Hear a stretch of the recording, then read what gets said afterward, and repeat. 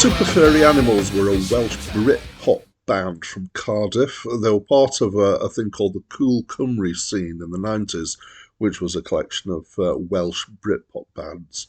They existed from 1993 to 2010 with a brief reunion after. They've created 9 studio albums. They have a particular distinction in the UK singles chart as being the act with the most singles that have reached the top 75 without ever having had one in the top 10. Hi, my name's Dan. So this was the 4th album by Furry Animals, and apparently it was designed specifically to be full of disposable upbeat pop. According to Wikipedia, it's the most poppy of their records. It was recorded at Real World Studios, which is Peter Gabriel's studio in the village of Box. This isn't my first time encountering this album. In fact, before I was doing video reviews, I had a blog which was read by about 5 people in total, all of whom I knew. And this album was reviewed as part of that blog. I was working from a completely different list at that point.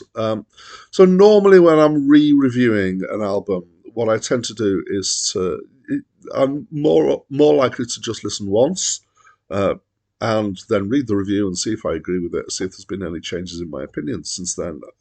On this occasion, I listened twice, fully through. It's quite a complex album in some ways, and so I felt I really needed to dig back into it fully again.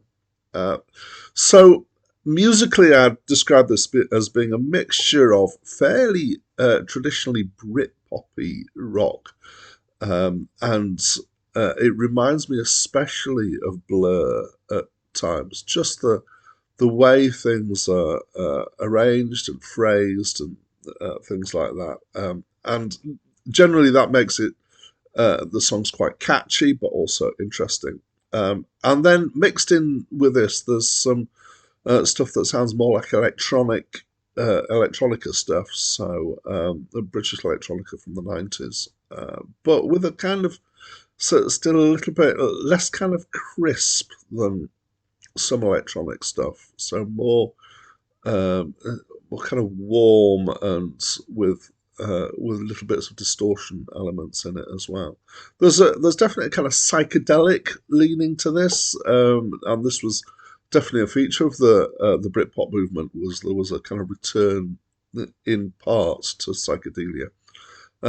Most tracks on the album are distinctly one of these things or the other, so the kind of Britpop rock, the kind of poppy things, or more electronic. But overall, it's actually quite varied. And I enjoy that. In fact, the first time I listened through, which is one of the reasons that I listened twice, it actually felt quite disjointed to me because it's quite so varied. And so the mixture and the switching backwards and forwards between these two modes felt odd first time.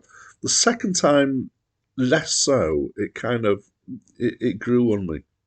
So the songs are about a mixture of not particularly serious themes. I particularly like the song that's which is advice on not chewing gum in bed. There's another track which is on the rise of mobile phone use, and that could not have been more prophetic. And there's quite an interesting mixture of instruments and sounds, including steel drums, for example, used. They seem to have had fun creating this album. Apparently they had a sampler for the first time in the studio, and they've definitely made good and interesting use of that. So it grew on me over the 2 listens, and looking back at my previous review, I made a comment then that it grew on me over the listens. So I think this is a fair indicator that it is an album that kind of rewards more than one listen and rewards digging into somewhat. So I quite liked it. And I'd love to know what your opinion is, so please talk to me through the comments. That's it from me for now.